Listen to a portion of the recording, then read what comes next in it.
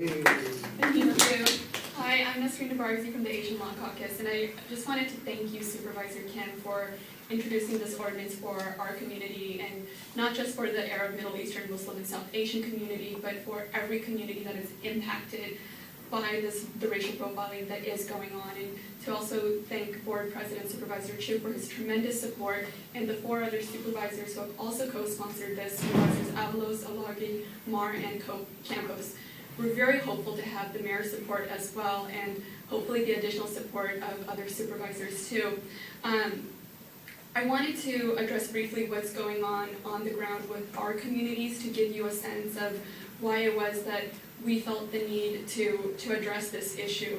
So a group of organizations, including Asian Law Caucus, the American Civil Liberties Union, and the Council on American Islamic Relations, we've been getting calls from people in our community who have been contacted for what are called voluntary FBI interviews. And we started wondering, why was it that more and more people were getting these questions to just basically ask them about country conditions, in Iran and in other places.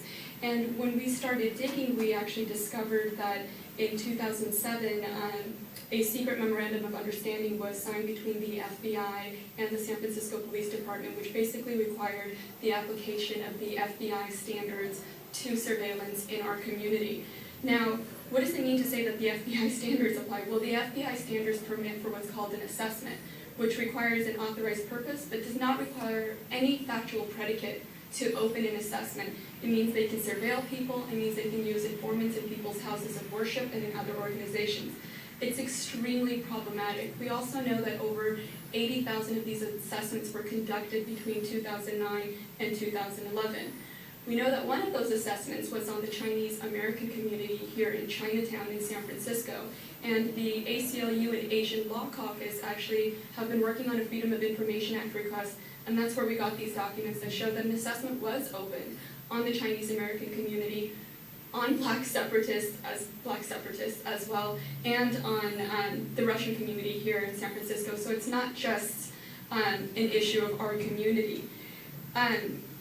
We've been meeting a lot with our local community leaders who, in the days after 9/11, did permit the FBI to come into their communities, to come into their houses of worship, to come into their organizations.